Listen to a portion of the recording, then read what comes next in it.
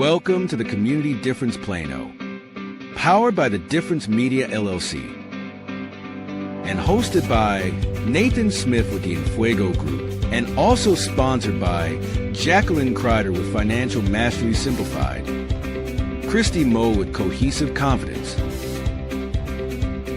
Diane Castle with Castle to Castle, Tracy Duff with Assisted Living Locators, Cindy Durance with A Place at Home, Susanna Austin with K9 Resorts, Audra Hooper with Audra Hooper Integrated Health, and by Kirk Hodgson with Assured Partners. The Community Difference Plano was created to serve as a platform for local leaders and business professionals to showcase their expertise, values, and commitment to their community.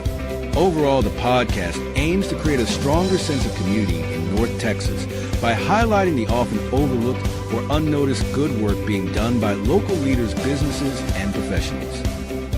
So sit back and relax as our host, co-host, and their guests share inspirational stories, experiences, thoughts, and insights about being a professional, along with the opportunities for our businesses to serve our communities in very special ways.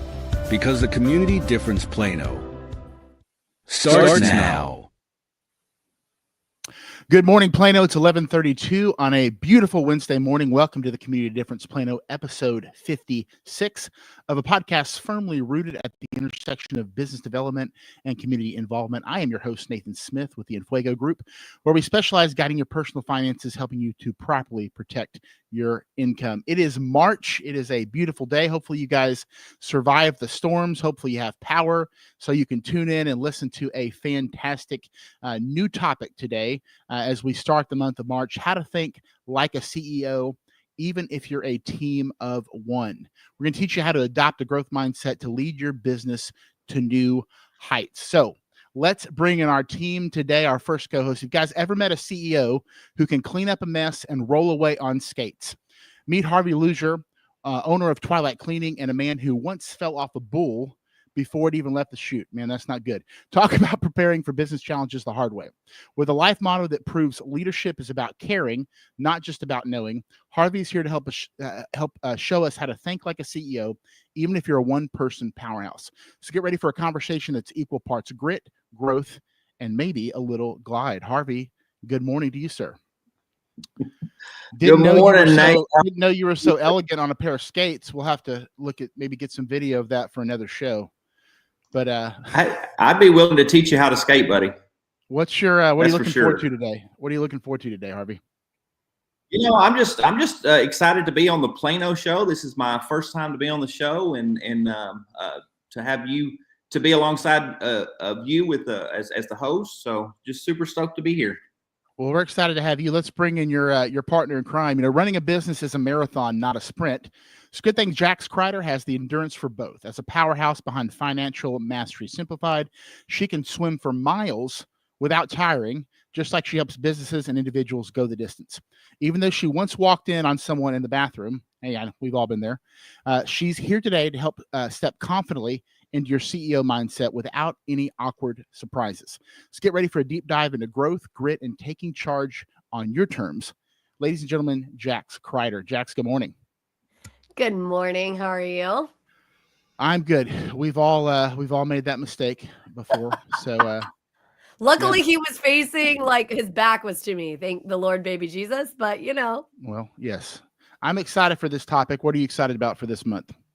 I just really like, the whole concept of, how you don't just become a business owner, or you don't just add to, more and more work, right? How do you level that up? How do you make being a CEO kind of next level, if you will? Yeah. I think that's going to be right on topic today, right on point. Let's bring in our first guest. You know, great design is all about vision, but even the best designers can miss a sign or two. Andrea Krolick, the creative force behind Andrea Krolick Custom Interiors, once found herself touching up her lipstick in the men's restroom. Because, hey, sometimes bold moves happen by accident, right? With a passion for color and a mindset of gratitude, she's here to show us how to think like a CEO, embrace creativity, and design a business that thrives, even as a team of one. Andrea, good morning. Hello, thank you so much. You and for Jack's having got to me. get the reading of the signs down for the restroom. I know, and I'm just sitting there doing it, no problem. And my friends were outside; they were laughing. They let me do it. I did the same thing at I think the New York airport when we were going to London, and I got through the whole process, walked out. I'm like panicked and ran out. Like I didn't know what else to do. So it happens to the best of us. Well, we're glad you're here, Andrea. And last but certainly not least, running a business is all about strength, strategy, and sometimes shaking off a few bumps. Just ask Eleanor Hill as the powerhouse behind Brittex Bubbles LLC. She knows how to clean up a mess, and she can bench press 105 pounds. But even CEOs in the making have their moments, like the time she walked straight into a bench bar at a gym, leaving the trainers to play referee while the Tweety bird circled her head. With a mindset of kindness and intention, Eleanor is here to show us how to lead with grit, grace, and maybe a little humor along the way. Eleanor, good morning. Good morning, everyone. Thank you for having me. We've all had the gym mishap before, so I totally feel you on that. Was this, I guess, a one-time thing? Hopefully, this didn't happen. Hopefully, I think it knocked a little space loose this morning, so I have plenty of adaptation. I'm ready to absorb it all. It's great. We're glad you're here. What are you most excited about today? Oh my goodness. Well, the coolest thing ever about business is learning and researching. And today we have that opportunity to do it in real time on such an awesome podcast. And so I'd love to say thank you for having me. It's great. And thank you to Harvey Loosier for inviting me. Well, we're excited to have you here. We're going to, coming up next, we're going to talk about what's happening in our community of Plano, updates, important events, and some insight that you'll want to hear. So stick around. We'll be right back on the Community Difference Plano. The Community Difference Plano is made possible by Nathan Smith with the Enfuego Group, Diane Castle with Castle to Castle, connecting charities to fundraising solutions, Tracy Duff with Assisted Living Locators, Jacqueline Crider with Financial Mastery Simplified, Christy Mull with Cohesive Confidence, Susanna Austin with K9 Resorts, Audra Hooper with Audra Hooper Integrated Health, Cindy Durance with A Place at Home, and by Kirk Hodgson with Assured Partners. The Community Difference Plano. Together, we can make the difference. And now, back to the show. Are you ready? Because it's time for What's Up Plano? What's Up Plano, brought to you by Leavenworth in Texas. Get ready to experience the true heart of Texas at Leavenworth and Texas, which is in Plano. Savor authentic Texas cuisine from barbecue and wild game to Gulf seafood, all while enjoying live music from some of Texas's best artists. So whether you're craving a taste of the Lone Star State or looking for a fun night out, this iconic spot has it all. In fact, we were just there for our Business Development Alliance. It's the fourth Thursday. It's moving to the fourth Wednesday of the month starting in March. So we'll be there. We don't actually know. We're either going to be there somewhere else. So stay tuned. But it will be the fourth Wednesday this month. Come out for our Business Development Alliance, where we have the right type of people, the movers and shakers in the industry that you need to know as a business owner. Business topic panel. You get to interact, meet people, network, etc. It's unlike any networking group that you've been a part of. So that'll be coming up. Also, one of the things that we like to do is get the community involved in helping a group of people. And so we're focusing on veterans. We've got a veterans job fair coming up on May 31st. If you are a veteran, either you're coming out of the service, you're looking for a place to call home from a career standpoint, or if you are currently a veteran and you want to switch careers or just don't like kind of where you're going, come out to the job fair. Colonel Alan West will be there as a special guest. You'll get to meet him. It'll be at the American Legion. We'll throw the QR code back up in just a second, but you can scan the QR code to sign up as a veteran. And then also, Lennon, if you go to the next one, we're looking for businesses. We've got some signed up. If you scan this QR code, you can be a business. If you're hiring, if you're looking for veterans for any position, scan the QR code, sign up. It's only $200 to register business owner. You'll have a table, a tent, whatever we need to make that happen, and $100 if you are a veteran-owned business. So want to make sure we're getting that built up. Our goal is to have that full by the end of the month so we can work out any kinks we have, hopefully there won't be a lot by May 31st. So come out there. Colonel Alan West will be there. Harvey, you got a lot of things happening, not only in Plano, but in Wiley as well, our sister town. Big events are coming up. So talk to us about that. Awesome. I don't know which slide that Lyndon will put up first, but if he'll throw up, there we go, Parents Night Out. So let's talk about Parents Night Out. So this is actually in Plano. It's at my gym in Plano. It's on March 8th from 6 p.m. to 9 p.m. And they're doing what they're calling Spidey and Friends Parent Nights Out. And so as you get to know me, I'm always looking for those opportunities for parents and couples to be able to get rid of their kids, if they will, and just have that opportunity to be able to go out on a date. So this is a perfect opportunity for you to kind of get those kids gone and spend some alone time with one another. So you do have to take kids up there back at 6 p.m. They ask that, and it's not mandatory. But, they're doing a Spidey gear superhero attire, so it's not required. But please throw some on if you got that for your kiddos. But this is located at 6505 West Park Boulevard in Plano. So, and then what do we got next, Lyndon?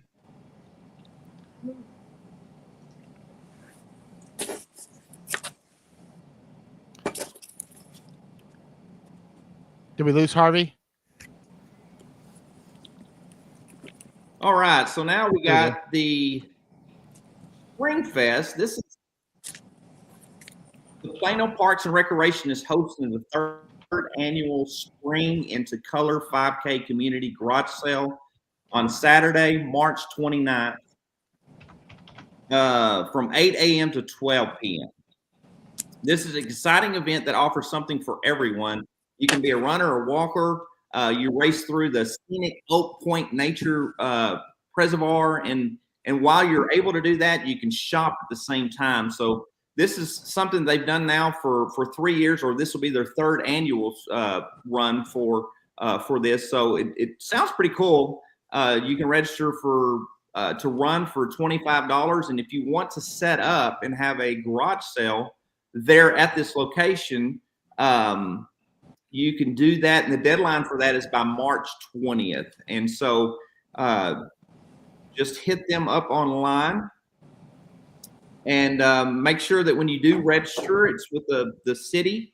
Make sure you register activity number 74062. So let's head right on into the Taste of Wiley. This is a big event for me, and I know it's not until May, but if anybody's ever participated in the Taste of Wiley, this is a huge event, and it always sells out so fast, and it's for a great cause. All the proceeds for this go straight to benefiting the Wiley Community Christian Care Center, the Amazing Grace, Five Lobes, and Hope for the Cities. And so all of these are food banks that are located right there in Wiley and take care of, feeding the people that are in need in that area. And so the way this is set up, and if you've never been to this, you simply go downtown to Ballard Street at Old City Park, and for $15, they will have vendors that have free samples of food just spread out all over this park. And for $15, you just get to walk around and get samples of all this food. And I'm telling you, if you've never done this before, it is such a great time. So be sure to go to their website and get signed up because tickets for this go extremely fast. So they're available on Facebook. You can look it up, the Taste of Wiley, and you can also find it on Eventbrite under the link for Taste of Wiley. So that's all I got, Nate. Awesome. And that's the Taste of Wiley is a family event. I imagine you can bring out the whole family. Also want to make sure that everybody knows the My Gym. You can, but you got to pay for that now if you want to. Yeah, and the My Gym there is is not Harvey's gym. Kids too. So okay, cool. It's the name of the gym, so we should make sure that's clear. All right, Jax, take it away. Yeah, of course, my pleasure. So on March 9th, so that's very much coming up. is there is the mythical animal sensory friendly performance. So this is going to be at the Robinson Fine Arts Center. So this is a really great opportunity to kind of support the arts. So if you like live music, and if you do have, a child or a family member that has some sensory issues, is a great opportunity to go see that. And so I love that. I love music. And so this is going to be a really cool and fun opportunity. Something that if you're kind of into mixed drinks, if you kind of like that, then the next up, and Lyndon will pop that up there, it's going to be March 13th. It is at the Renaissance Dallas. It's at Plano Legacy West, right? Hotel. That's where that is. And then there's a class. You could sign up for it. It's March 13th. It's from 7 to 8 o'clock. You can buy tickets for it. And this is where you can go. You can make some fun drinks and learn how to kind of do all those kinds of things. And so that's kind of on that west side of Plano. So a fun opportunity maybe for like a date night for you and somebody. So that's kind of a really fun thing. And then something that we've been talking about for a few months is going to be March 22nd. That is the Texas Forever Fest. And I believe that it is, I think it's 11 to 2. Nathan, you could speak a little bit more to it. I know that Lyndon had a booth, I think, at it last year. It's supported by HEB. It's a really cool thing. It happens in, I believe it's Haggard Park over there on the east side. It's 11 to 6, but 11, we didn't have a booth out there. We walked around and we made a lot of great connections. It's a great place to meet people, to meet businesses, to get a pulse of what's going on in the community. And so I think this is the 5th one, I believe. Yeah, it's been going on for a while. It's the biggest Texas Independence Day festival, I think, for miles and miles and miles around. So you definitely want to come check that out. Yep, exactly. So lots of really super fun things to do in Plano. There's always a lot of fun things, but here's just a few of them, obviously. So definitely, support local, have some good opportunities to, partner with the community. And speaking of the community, we have our returning guest, which we very much appreciate, Sergeant Babb. So if you will be so kind, Lyndon, to bring him in. He is part of the Plano Police Force, and he always does an amazing job, him and his team, of just kind of letting us know what's going on in Plano, how we can be involved, because obviously, even though you may not always love the police, they're important to us, right? They protect us. They're important members of our community, and Sergeant Babb does an amazing job of it, kind of telling us what's going on. So Sergeant Babb, take it away and let us know what's going on with the Plano Police Department, please. Yes. Good morning, everybody. Thanks for having me back. We do have on March 18th coming up, we have what's called Positive Encounters. I touched on that a little bit last month, but it's for kids of driving age or soon to be driving age that might have, again, like sensory issues or maybe on the spectrum. And we can kind of walk them through if they were to be pulled over by a police officer, so that it's not quite as scary to them, because they know what to do. They've been through it, and they understand that, there are positive outcomes to it. And after that, we have our, I want to talk cameras. So we have our Skywatch cameras that you might see around town. We put these up at hot spots looking for catalytic converter thieves, anything like that. And the good thing about it is, if you have a physical business in Plano and you have issues, you can reach out to us and we can schedule to get one over into your parking lot. You can reach us, the Crime Prevention Unit, at 972-941-2431, or crimeprevention@plano.gov is our email address. So if you could have a need for one of these, just reach out to us and we will try to get you scheduled. And this is basically what we would be looking at. This is a view of our software for those cameras. And most of the time it will be fine as is, because you can see the solar panels on them. But we do have, I believe it's 2 that are still in service that we would need an outlet for. So if you did have an outlet, please let us know that when you call us, because that will help us to schedule, because the ones that are plug-in are a little bit easier to get a hold of because we can't deploy them without electricity. And then on the topic of cameras, we have a community camera program. And what that is if you have cameras around your house, a lot of people have Google, Nest, Ring, on and on and on. If you have any of those, what this does is it just tells us that you have them and a general area of where they face. So that way, if we have an issue in your neighborhood, we know to reach out to you and say, hey, can you check your cameras from this date between this time and this time and let us know if you see anything. Doesn't give us access to your cameras, nothing like that. It's just, it lets us know they are there. And I can tell you from my days in investigations, we solved several burglaries using that by reaching out to residents. We also, one of our detectives actually solved a murder with that some years ago. We had the vehicle leaving on a doorbell camera, and he did some amazing detective work and was able to end up solving that. But that's one of the ways that we engage. You can go to planopolice.org, and then there are community program. There's a scroll down. There's a button that says community programs, and then you can click in there, and it's the community camera, and just fill that out, and it just lets us know you have it.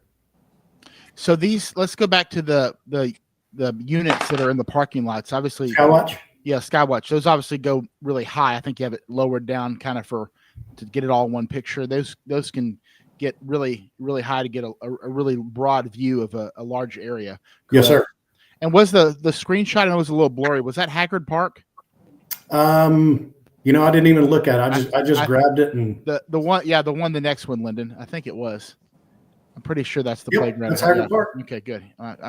My son's there a lot. Good eye, but I have to confess, I'm still trying to picture in my mind's eye how Harvey fell off a bull before it ever got out of the chute. Well, I wish we might need a whole show dedicated to that, but we might. I can share when I was thrown into a chute with a bull too, so we can have a whole show on that. Man, all of our we'll get Eleanor with all of our injuries. We'll just have a whole show about how clumsy we all are. Well, Sergeant Babb, I want to say one thing too. So again, just to reiterate, this is not giving the police access to your cameras. It's just letting them know that you could possibly be a resource in the event there is a crime. Yes, no access for us to the cameras.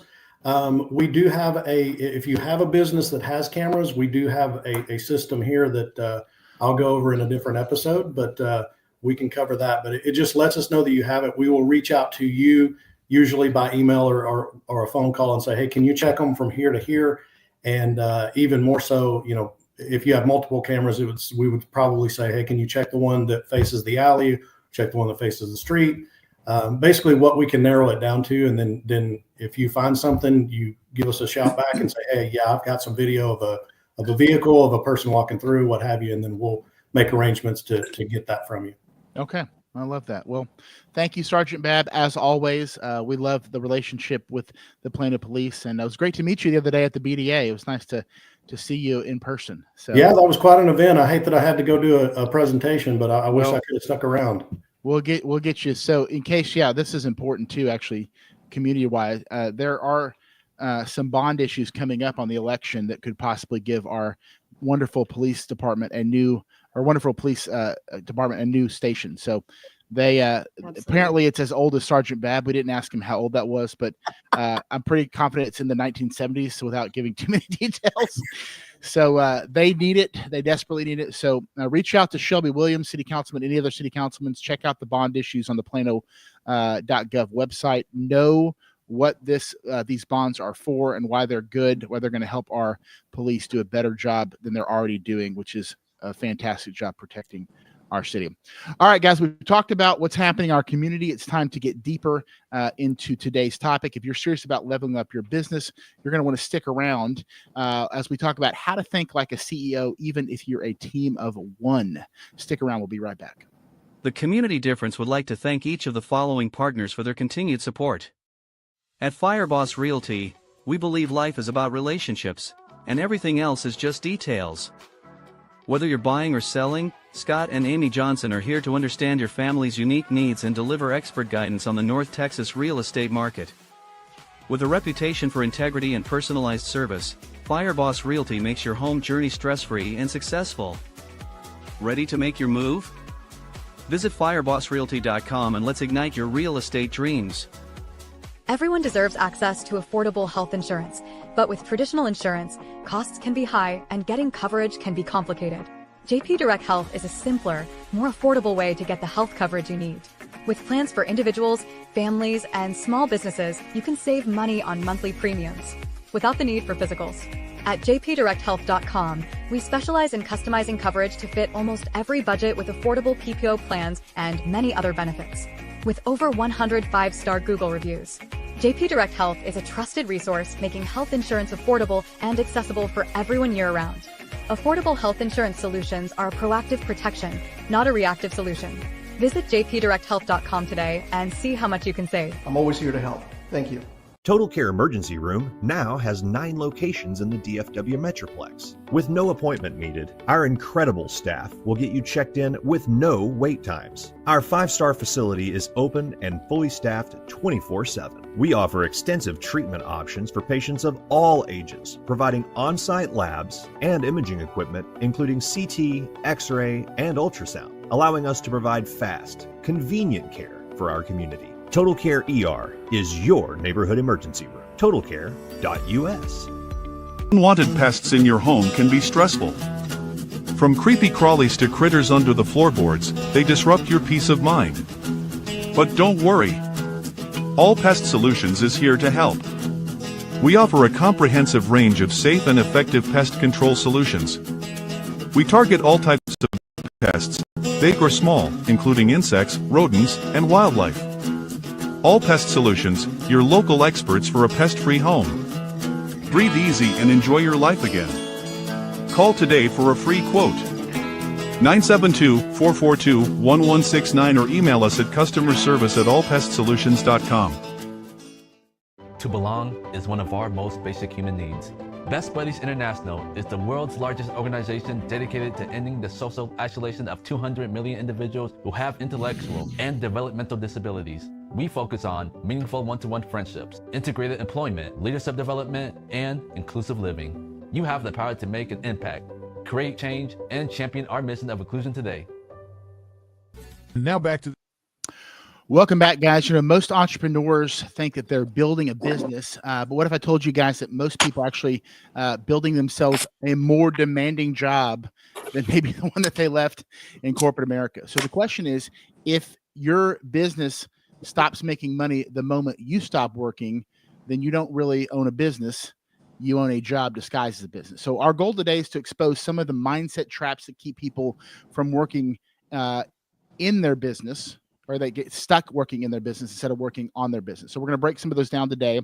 One of them is the concept of working harder doesn't necessarily scale your business, right? And also why referrals can often be a growth trap. Some of you guys maybe feel like you work and work and work and work and work. No matter how much effort you put in, you're still kind of in the same spot. So hopefully today's conversation is going to help you get to the meat of why that is. If your business needs you to function, then you don't own a business, you own a job with no benefits. So hopefully that doesn't cut too hard to the core. Now, all the times, you know, you start a business, you are kind of in that spot. You're trying to figure that out. But the goal is of today's topic, how do you think like a CEO? What is on a CEO's mind and how you can apply that while you are currently an army of one? So let's start out with this, guys. Most entrepreneurs say they run a business, but do they really? What's the difference between owning a business and just having a job? Well, it's funny that you say that, because I remember I saw a meme that said we all want our own business to work 80 hours a week to avoid working 40 hours a week for someone else. So that's pretty much what we're saying. And I think one of the main important things is what you were saying about how does the business work for you as opposed to you working for the business. So there's examples of that. How would you answer that question personally in your design business, Andrea? Okay, so basically, if you have in my specific situation as an interior designer, if you have vendors that are working to help your clients, then those are things you're not doing. Like if you have a rep that helps you search out a fabric, you're not doing that task, they're doing it, and that frees you up to do other things. So that'd be one example. Yeah, I do think delegating and finding the right kind of partners is certainly a step in the right direction. But the question I would say, and this is what we all I think need to think about, as well as our listeners, if we step away tomorrow, does our business continue to run and operate, right? And depending on the business, you may not want to do that because you're passionate about what you do.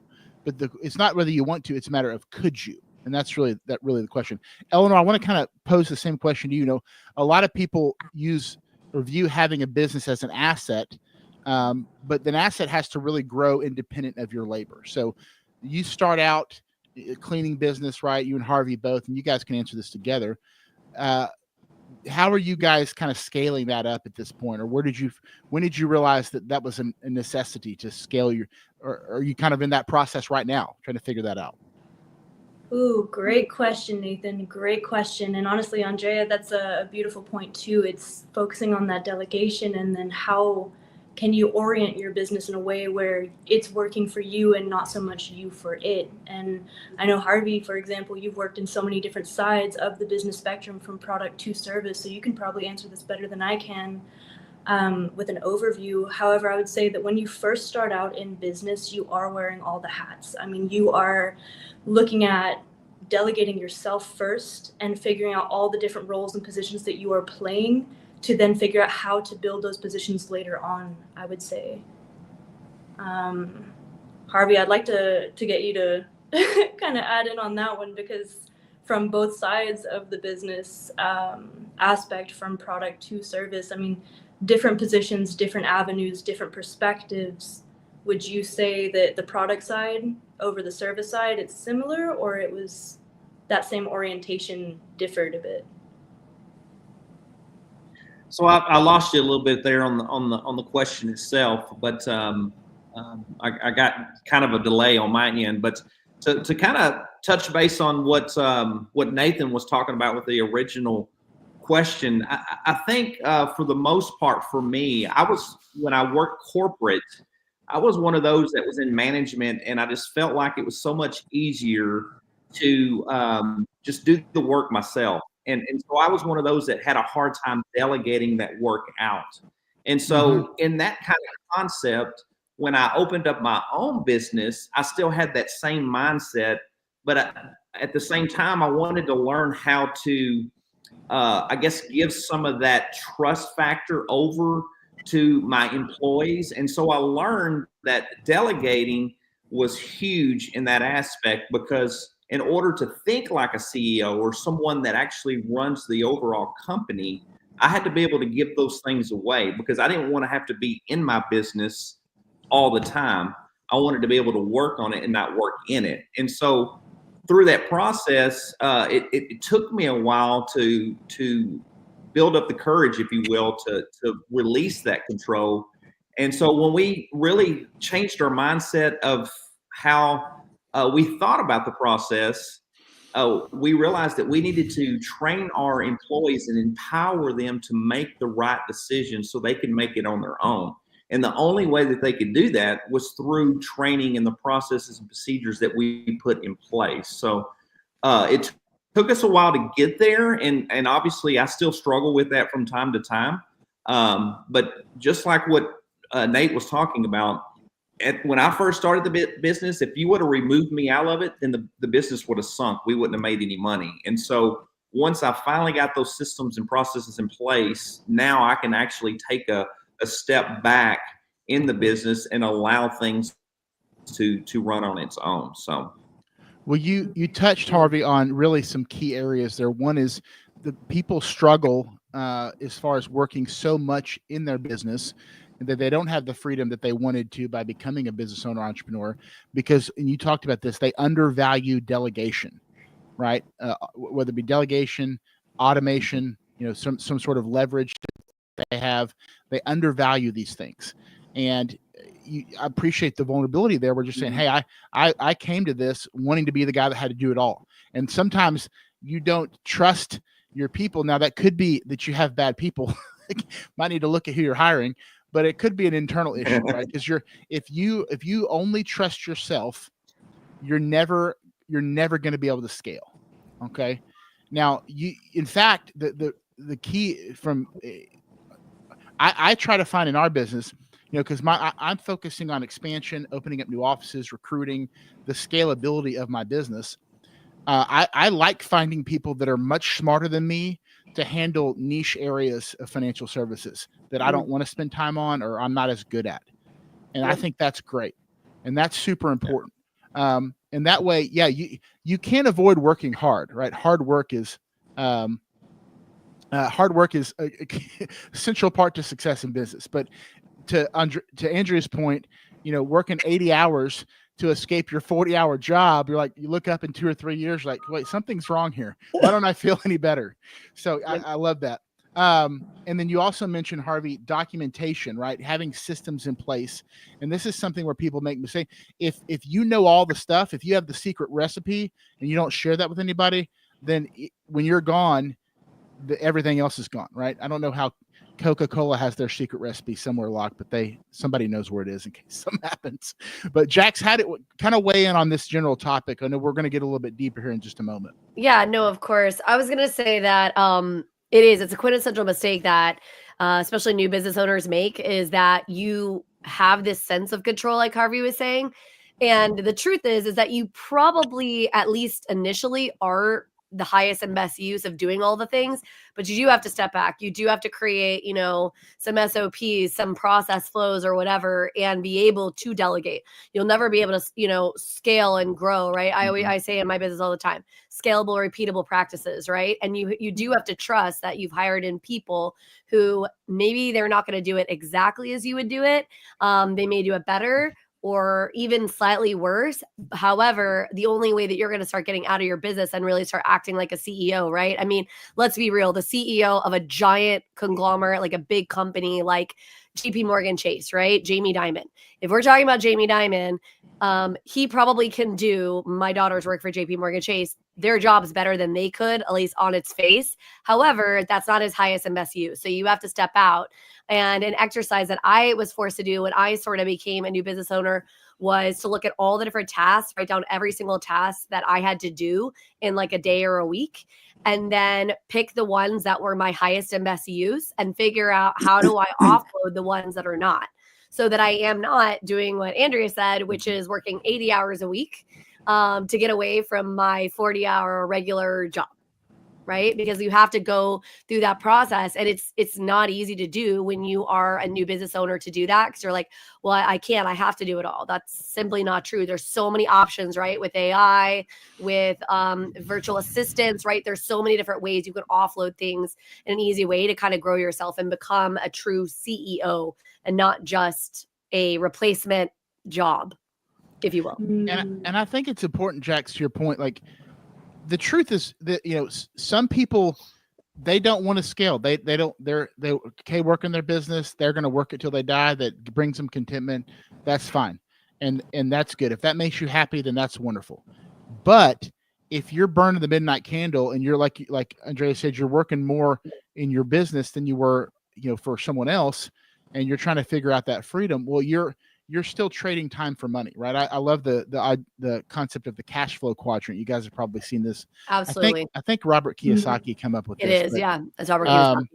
And he talks about, like, everyone's an employee, self-employed, a business owner, or an investor. And you can kind of be in both quadrants sometimes, but most of us get stuck in that self-employed quadrant where we own a job, right? And the difference, he says, between a business owner and a self-employed person, a business owner has created systems, right? Correct. They can walk away from that and still turn a profit. So let's talk about, because maybe as our listeners are listening to this and kind of thinking, okay, is my business something that's scalable, or how can I kind of shift gears to work towards that, where I'm becoming more of a CEO and not just working in my business every day? What are some examples of business models that you guys see that are that would continue generating revenue, without that daily involvement? Well, I mean, that's basically what people do with like franchising. Yeah, right? that's exactly what I was thinking of. Chick-fil-A is a huge franchise, right? And so they have very clear delineated processes. They built a machine of exactly the kind of ways that, you have to have the restaurant look, and exactly how the food is cooked, and exactly like all the steps and the procedures. And so they built this out, and then people who don't want to go through all that process, right? They don't want to have to build out every single little thing. And so they're going to continue to make money as long as they have got franchise, and they've got to check in with them, make sure they're doing the appropriate things, etc. But that helps them grow bigger and bigger, right? And I guarantee you the person who started Chick-fil-A is not still hanging out trying to figure out little pieces, doing he's not in the back cooking the chicken. I can promise you that. No, he's not. And you mentioned subscription model businesses like Netflix. I mean, obviously they're working daily to make Netflix better, but any type of subscription model, whether it be coaching, whether it be e-commerce, I know a lot of people do the drop shipping stuff, anything that you can work hard at. And let me just put this, becoming a CEO mindset, whether you're actually a CEO in a corporation that you've created or just that mindset, that doesn't mean you're not working hard. Every CEO that I know works their butt off.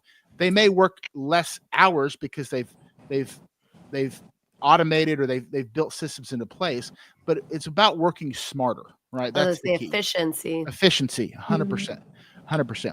So what are the fundamentals? And let's open this up to Andrea or Eleanor. What are some fundamental shift, I guess, that people can make to start thinking more from being kind of dependent upon themselves and then kind of building their business into something that becomes more of an asset? What's some things that you would change the way you're thinking in that regard? Well, I think part of that, and not all businesses can do that, but if there's a way you can do it, for example, if you can educate your clients to be able to be in some kind of a reorder situation. For example, so a company that sells a certain item, once they get the account and they educate the client, okay, you don't need to get with me to reorder. Here's this portal. You can do it really quick. They usually like that because they don't want to have to try to reach you. But if there's some way you can educate the client to actually do some of your job where they're not feeling like you're making them do your job, where you're empowering them to make their life easier, and then you're out of it. Yeah, I think you're kind of referencing processes, right? And you gave a very specific one, I think more kind of for your industry, which is great. But I think the way you're thinking is important. Is that where are some ways that, I mean, that's almost using an automation in a sense, but automation is good provided that it doesn't diminish the relationship that you're building with your clients. For and sure. I think that's but the more time you have, the more you can automate some of the tasks that aren't relationship driven, the more times you have to actually be that face and be the brand and be the person that is that you want to be regarding your relationship with your clients. I think that's very important. So we look at like processes over people. So if you have employees, you're going to have turnover, right? In our industry, we have new agents all the time. It's just not a good fit, whatever, life changes. But we've got systems in place where we don't have to just reinvent the wheel every time we have a new agent. There's a process in place. There's a process in place for planning a new office, opening up a new agent. It's very simple so that people know what to do next. And I think process over people is very important in the sense of being able to delegate. Now, I don't mean that as, you don't put a high price on the caring and the concern for your people, your employees, your clients. I just mean like you can't be so tied to yourself as the person that makes it work, or your right-hand man or woman that makes it work, that if they're gone, all hell breaks loose. Does that make sense? Honestly, Harvey, Nathan. Yeah, go ahead. I would like to add to that, just based on whenever you first get started as a business and orienting yourself in that mentality of a first-time business owner or somebody who's looking to delve into the business field or the managerial field. There's a lot of self-parenting that goes on with that. And then, of course, it extends further than you. So if you have clients or if you have a team, that's two separate ends of the spectrum that you're looking at. So you also have to look at how you're not only engaging your clients, but orienting and engaging your team and then engaging yourself. And it's almost a bit of a toss-up at which part of that comes first. Like you're saying, building systems and building a scalable system where everybody understands the expectations, everybody is in line with the delivery and the performance of the expectations, whether it's in product or whether it's in service. Like Andrea was saying, as far as delivering to the clients and orienting it in a way that makes it a little bit easier for the product or service to be performed, I would have to say. Yeah.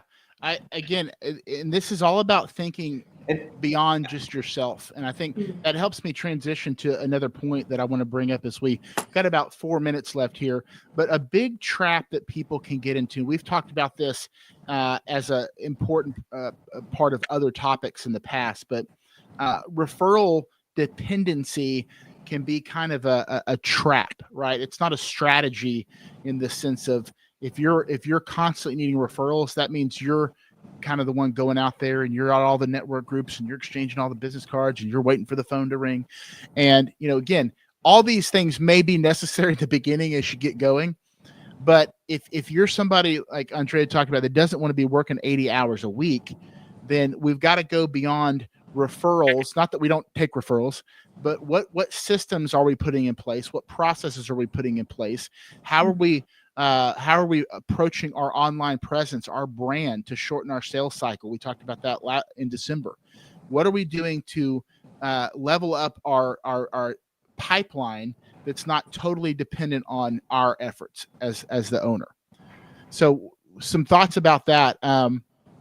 What's the process, would you say, for creating demand for what you're doing without going in there and actually individually, hey, can I clean your office? Whatever. Can I help you with your finances? Or hey, can I design something for what are you guys doing to fill that funnel, that pipeline?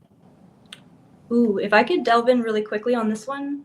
So you speak about creating that demand, and within business there are two different options here. Like how you have Apple, where they have created that identity within their product, or another example that was on there was the plumbing company, who they acknowledge the fact that there's a need within a community or a need within a specific niche. So you create demand and you create a need, or you observe and hone in on that opportunity of that demand or that need.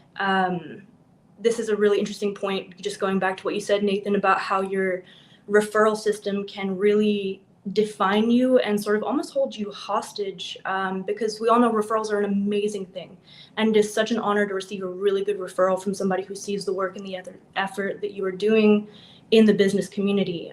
But almost whenever you are growing and you are a new business, the development process of your business is a very steep slope, and you almost don't know.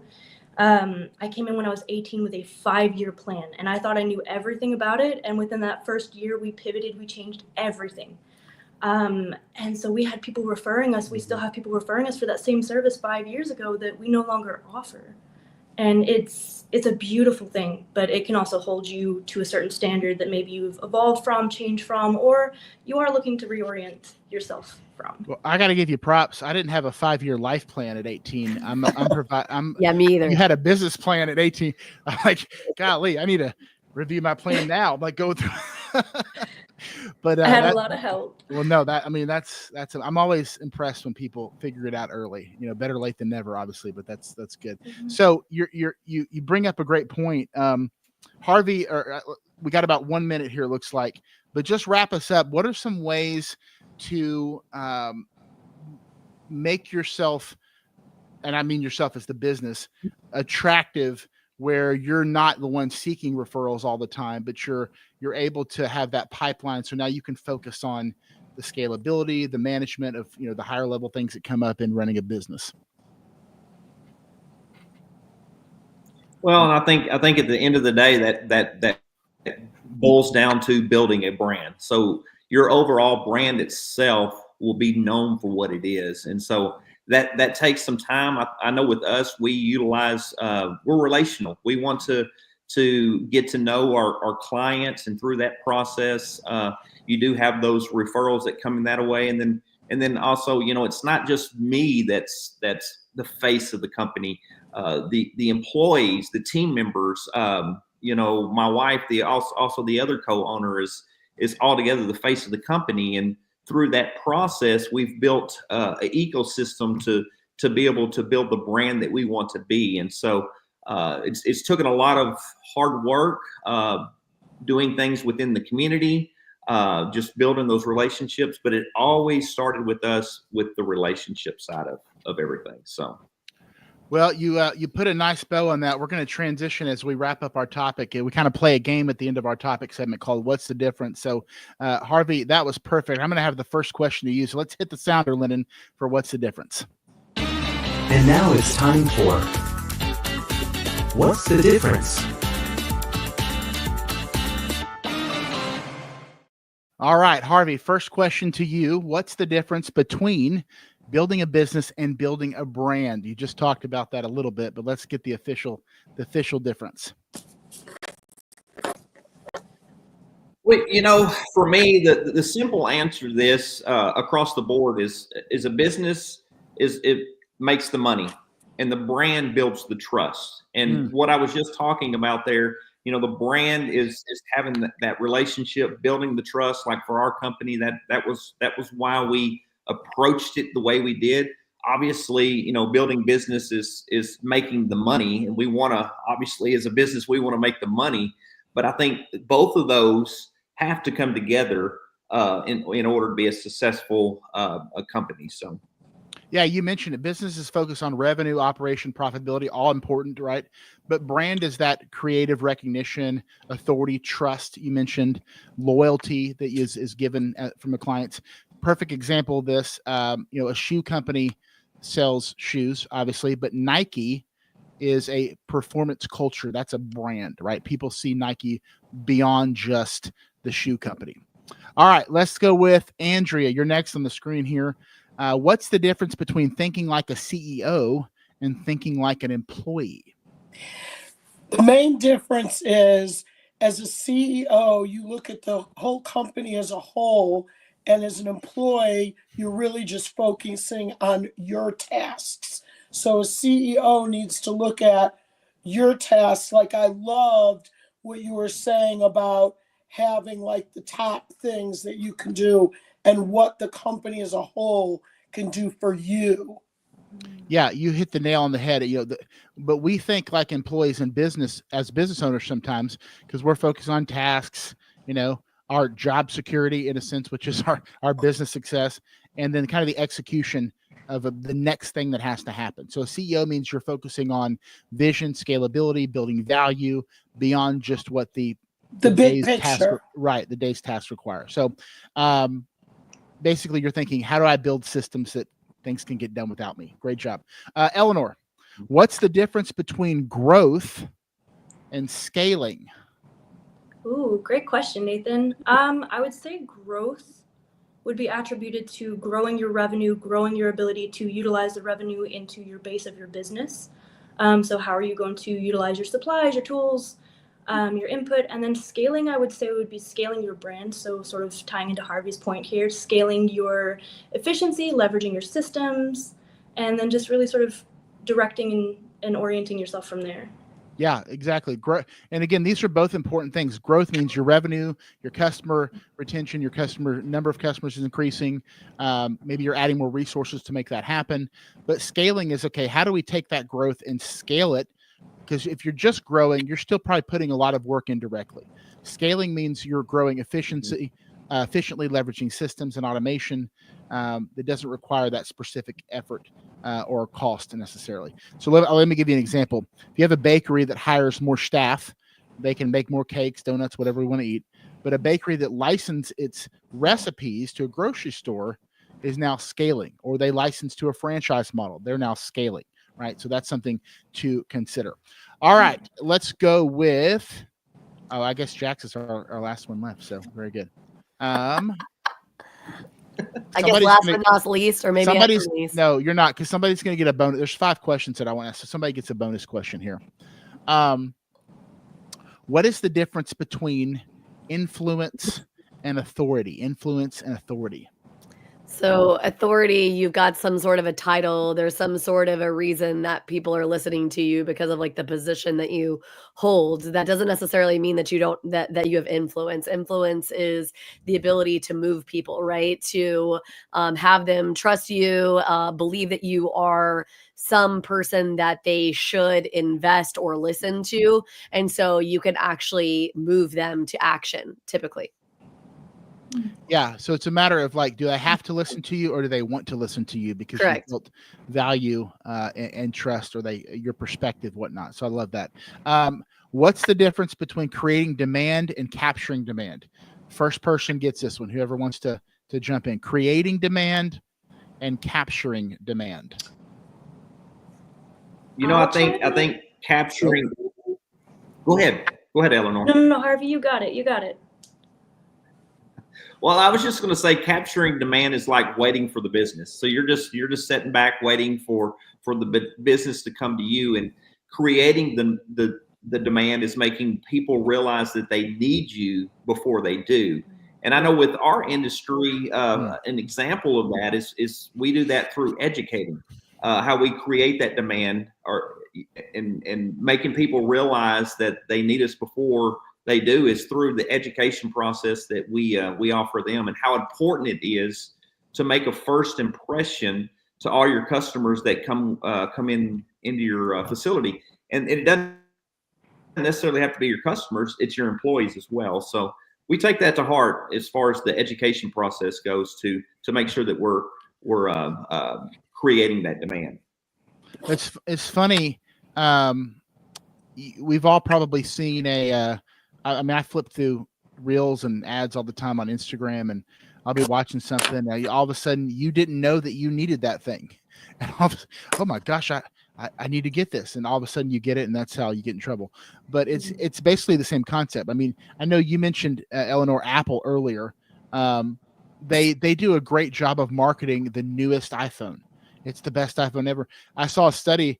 They do basically the exact same speech for every iPhone release. They track it back to the very first one. It's always the newest, the best. It's this and that.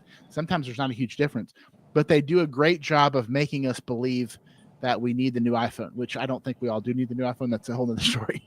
But there are a lot of businesses that we share on here that we do all need. And so that's the question of, are you creating that demand? Or are you just waiting for the demand to rise and then kind of sweeping it all up, but that means you're competing too, because other people in your industry are sweeping that demand as well. And if you're the one creating it, well, you're now creating a market share that nobody else has, which is awesome. Great job, guys. Hey, great topic today. When we come back, we're going to go on a deep dive. It'll be fun. Some fun questions, some deep questions for Eleanor and Andrea. I can't even say your name. I'm so sorry. I'm messing up today. We'll stick around. We'll be right back. At the Community Difference Business Development Alliance, powered by the Difference Media LLC, our mission is to empower small business owners by transcending acceptable behaviors and outcomes into exceptional realms. We foster a culture of self-awareness, accountability, and proactive engagement, guiding individuals to recognize and overcome indifference towards transformative actions, habits, behaviors, and processes driving meaningful change. Through strategic networking, impactful content creation, and innovative top-of-mind strategies, we cultivate brand relevance and differentiation, enabling our partners and the Difference community to stand out in crowded markets. With a focus on building authentic connections, amplifying brand presence, and driving sustainable growth, we equip entrepreneurs with the tools and mindset to navigate the complexities of entrepreneurship with confidence, innovation, and resilience.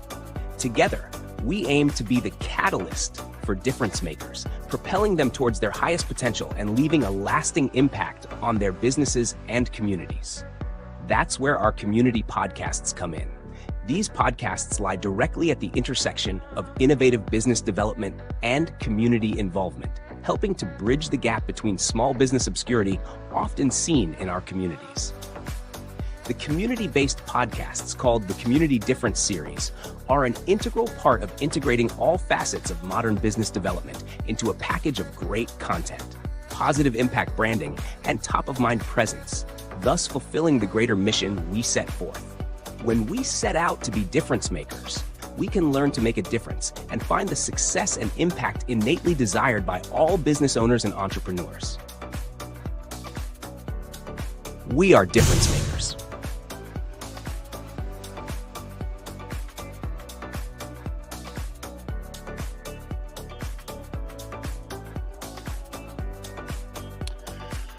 Welcome back as we dive in with Eleanor and Andrea. I want to start with a couple of quick rapid fire questions. I'm going to start with you guys just to break the ice a little bit, get to know you on a fun level.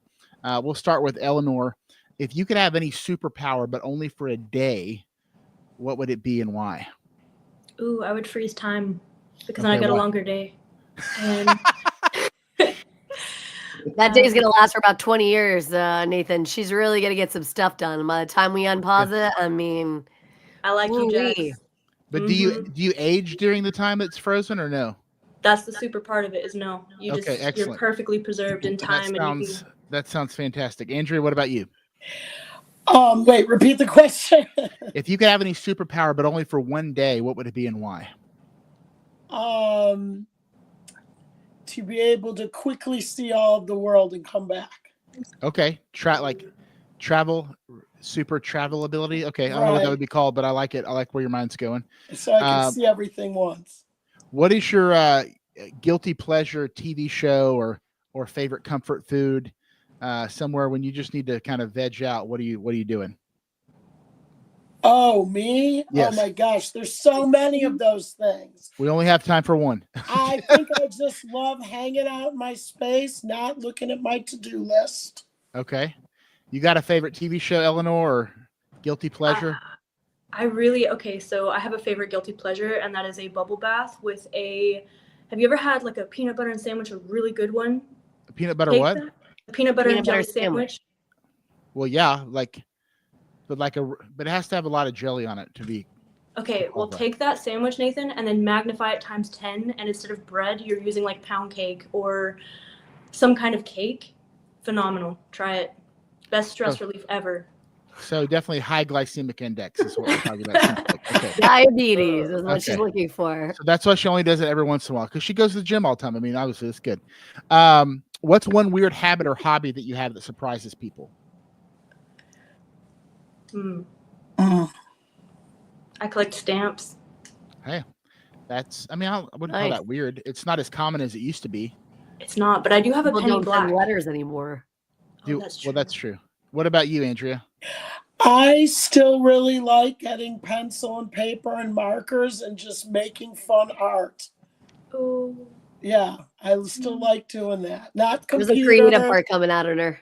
Yeah. I need to let you babysit my kids for a little while. They'll be that right in line with that. So, well, we like to do that just to kind of break the ice. I want to take it a little bit deeper here, and I'll start with you, Andrea. Do you have like a pivotal moment in life that kind of shaped, who you are and what you love about the community, how you got into your business? What was it that made you kind of, if you're looking back, hey, this was kind of where I could see where my path changed, and now I'm on this path. What was that moment for you? Path business-wise or personal-wise? Now you can start personal. Let's do that. Okay. Personal was in 2017, I ended up having some weird knee surgeries that I ended up being in the hospital for a little bit, and it ended up being great, and it totally changed my focus to having a grateful mentality. Okay. I didn't realize that you can deal with anything if you find what to be grateful in a situation, even if it's a bad situation. That's great advice. I think that's, gratitude's obviously something very important that a lot of times we lose sight on. Eleanor, what about you? Oh goodness. Well, on the personal side, Andrea, I'm so sorry about your knees. That's a really rough one. Well, I'm good now, so still kicking. Great. Good.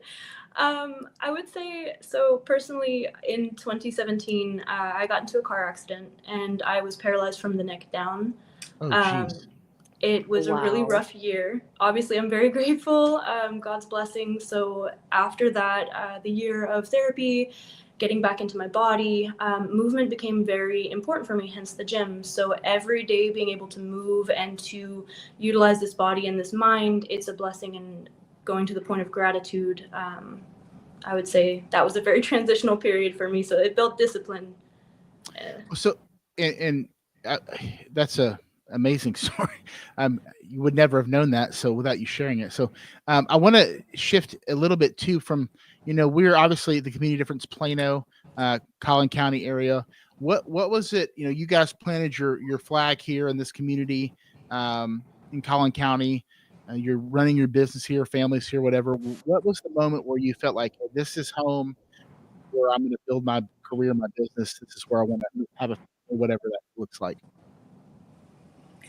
I think the positive growth and reading about the growth and seeing, because I've been here for a long time, even the development going up the tollway. I think my pivotal moment was when I was literally in the north part of Plano, not far from 121, sitting out, looking out, seeing nothing but farmland, but knowing it was going to grow. I felt like that was so cool to be a part of that. So getting on the ground floor of growth. Yeah, I like that. You have to have a visionary nature about yourself at that point, which is really good, to be able to see what the possibilities. Eleanor, right. What about you? Goodness. Well, we are based a little bit further away. We're still very new to the Plano area, very excited to be here, excited to see all the development coming through. When we first got started, we were doing primarily residential. That took us into Denison, Rockwall, Plano, Dallas, a few different areas. We have done the Texas A&M nursing facility over there in Commerce, and then we did the Texas Roadhouse, the new restaurant, and then we got into doing apartment make-readies and cleans, which took us over more into the Plano side. So we are still holding on and really looking forward to the connection, the community side. There has been so much heart in Plano, and that is the biggest thing, especially getting to be here today on the community difference. Seeing the difference that our community makes, it's just really struck a chord with our business, our company, and what our team really stands for. What's something outside of your work? I know obviously this part of the podcast is about, we have the business topic, but just kind of taking back from the business side, what's something that you're really passionate about that kind of lights you up when you either do it, think about it, participate in it, etc.? We'll start with you, Eleanor. I would say team engagement. So when we first got started, we've had individuals who've been with us for going on 7 years now.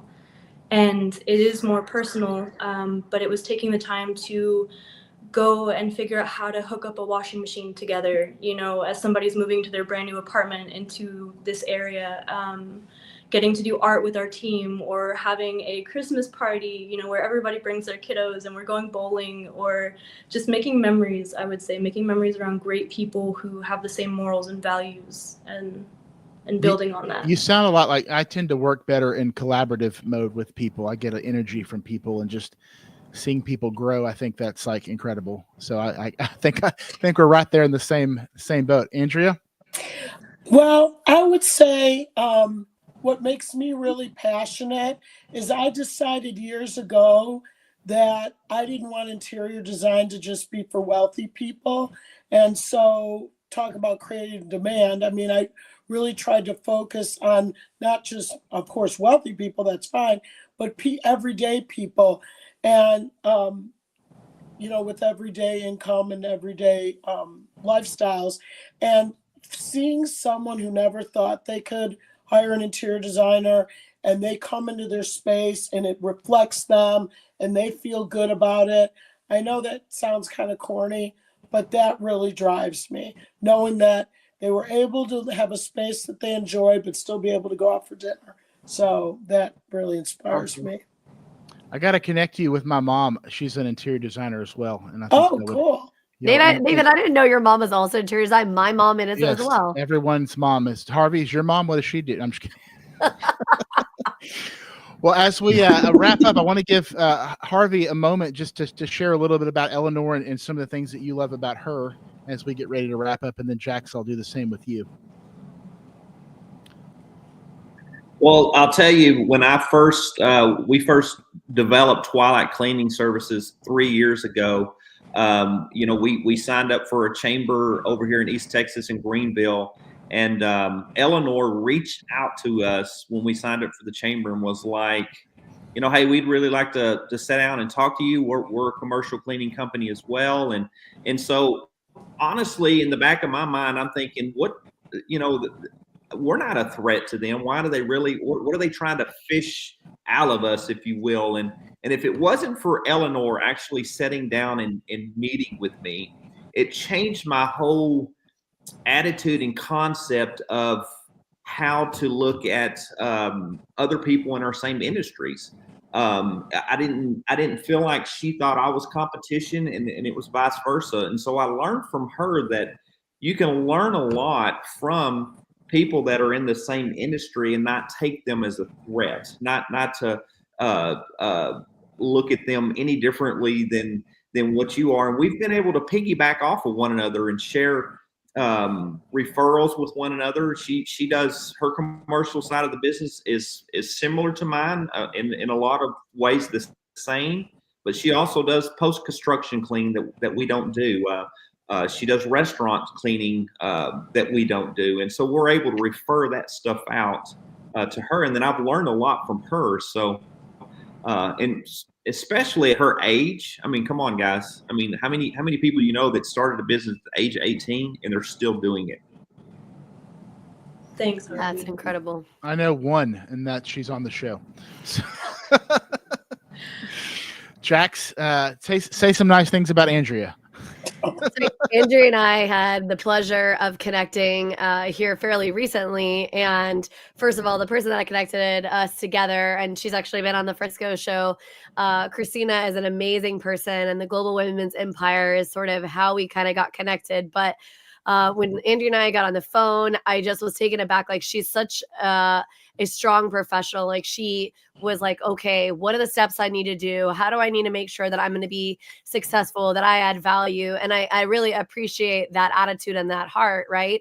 I think it's evident when she's talking about, that she wanted anybody to be able to access, right, an interior designer. And traditionally that is something that not many people get to do, right? Like, that's why so many people watch design shows and things like that, as they feel like it's unobtainable. And so having that amazing heart for just people adding value, giving back, is definitely why I feel like we connected pretty much immediately. We were like, okay, we're right there together, right? Like, we have the heart for people, and being able to connect with her and have a deeper relationship. Like, I'm definitely looking forward to more opportunities to connect and figure out how we can, be the difference and create the ecosystem, right, that we always talk about here on The Difference, to really grow and deepen not just the community, but people who care about people, right, that just happen to do whatever jobs we happen to do.